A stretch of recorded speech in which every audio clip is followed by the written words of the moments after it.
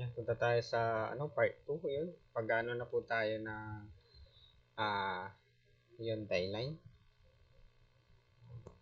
Dito na po tayo. Control Shift A. Deselect. Then dito na ulit tayo. Click. And then click. Ayan. So square po ito guys. So square na lang gagawin natin. Control Shift A na lang natin. Ayan, square.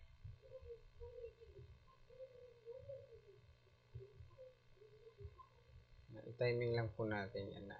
Next, pwede na po natin i-hide po yung guide. Ayan, may iwan na lang po yan. So, since yan, check po natin, double check po natin kung naka-align yung mga yan. So, make sure na naka-align. Control Y natin. Yan. Ito, idudutong natin. Direct selection tool, click po natin dito. Then, yan. Ayan.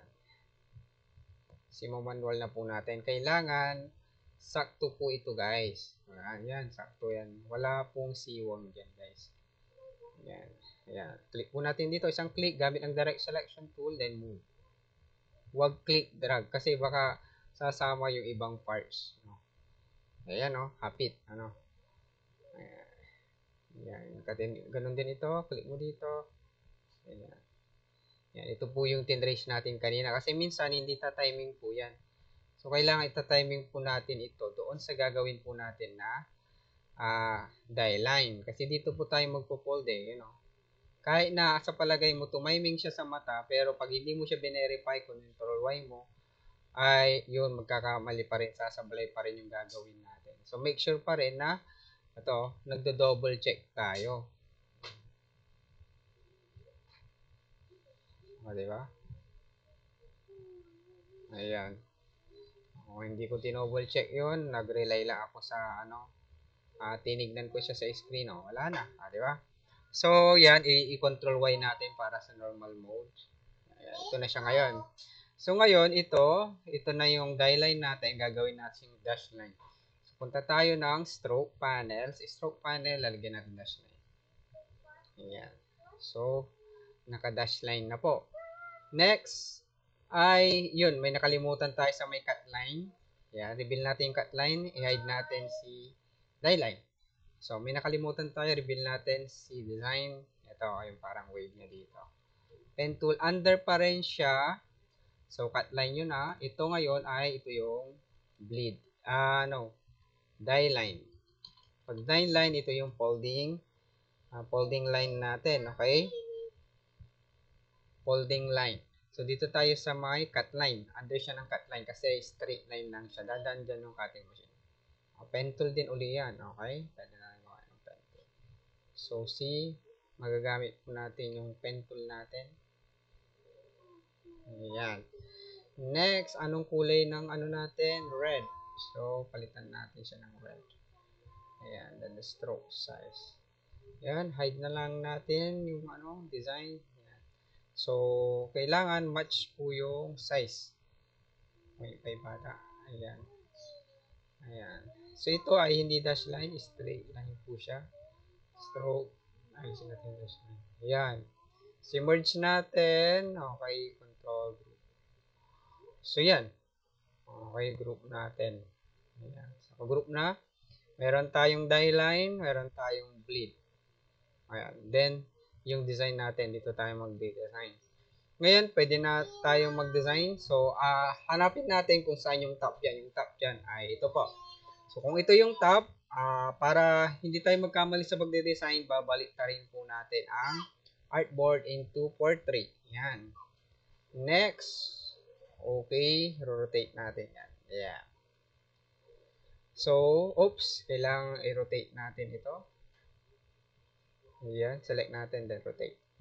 And then, group natin. Group. Control group. And then, i-align natin siya sa center. Ayan. So, dito ka na pwedeng mag-start ng design mo ngayon. So, paano yun? So, di ba? Meron tayong design dyan. Hindi natin naisama yung design.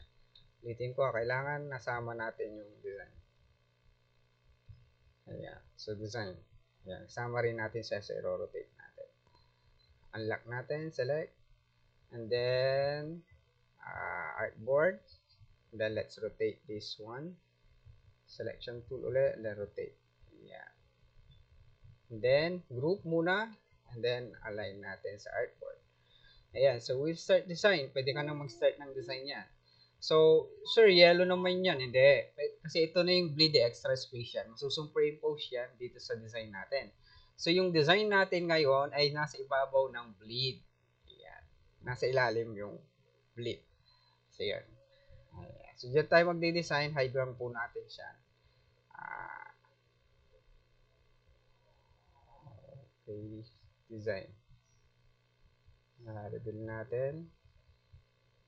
Okay, so kuha tayo ng reference natin sa cutline. Sa cutline, kuha din natin yung cutline.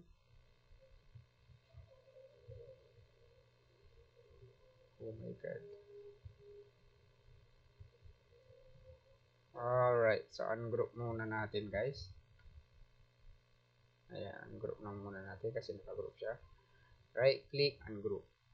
Ayan. Ayan, nandito na siya sa group. Na-group pala natin kanina. Alright, ayan. So, kunin muna natin yung design, yung cutline. Ayan, yung cutline. Control C, then lagay natin siya sa design. Lagay muna natin yung Control F.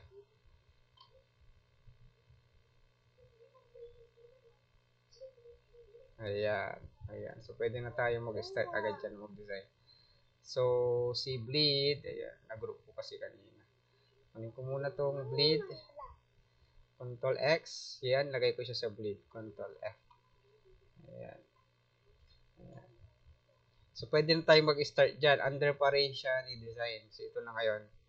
Okay. Hide lang natin yan. So, ito na yung sa pagdi-designan natin. So, kagandahan dito guys, nakaseparate ito. Pwede mo nang baguhin ng kulay yan. Shift X mo lang, pwede mo baguhin ng kulay agad yan. Yung green or either brown. Yan. Kung brown siya, yan, etc. Yan, pwede mo na. Ito, naka-superimpose na agad, oh. Yun, oh. O, diba? Naka-superimpose na agad yung cut line mo, tsaka yung mo. I-design mo na, ilalak mo na lang ito. O, diba? So, dito ka na kayo magde-design. So, flexible na yan. Kagandahan dito, pwede ka na mag-wave agad dyan.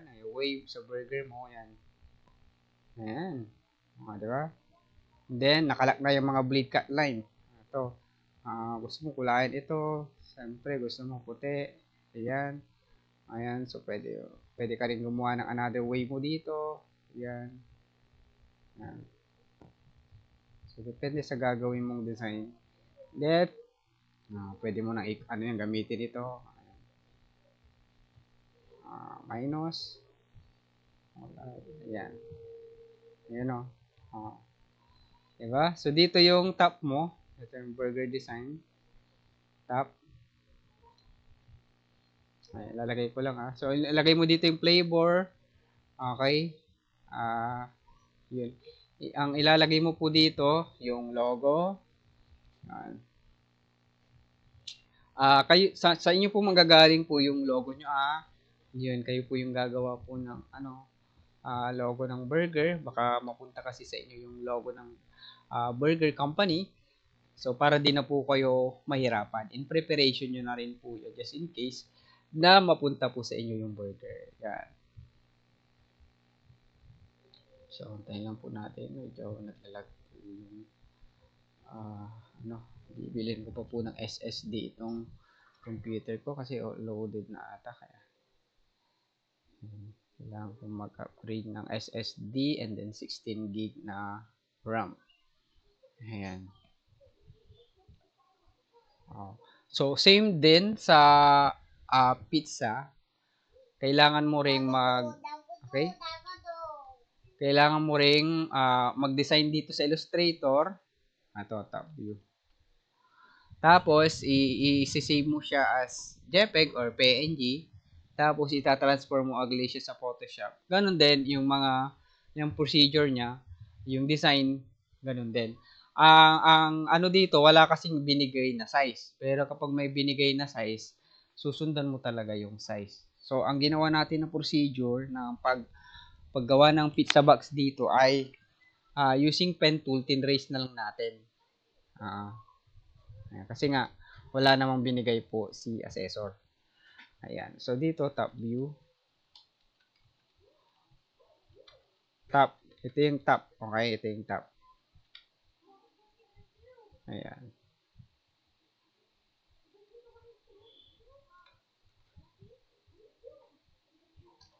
Ayan. Diba ito yun pagka-open mo ng So, nandyan anong nakalagay dyan? Flavor. Kung anong flavor yon. Diba usually, search nyo po yung diba may nakalagay dito ng mga boxes. Yun. Usually white yan eh. Ayan. Kung saan, kung anong flavor yan. Ayan, i-check lang nila yon. Check lang natin yon kung anong item yung nakuha ng client. Importante yun kasi packaging po, kailangan may labeling sila. Alam nila kung ano yung binili nila. Ayan, di ba? Check lang dito. Next, yung contact info mo dito, yun, manufactured by, o kung sino mang brand yun. Then, dito sa top, mayroon kang logo. Ayan. Logo, importante yan. Kayo po yung magpo-provide nito, guys. Okay? At sa bottom, wala namang masyadong nilalagay dito. Okay? So, and then, sisave mo to as pwede rin PNG para ita-transfer mo na lang sa So, yung paglalagay ng mock-up sa 3D ay halos same lang din sa pizza box. Okay? So, I hope na nakatulong ito. So, yun. Gawin nyo po yung project nyo po para hindi po tayo mahirapan sa assessment. So, thank you guys.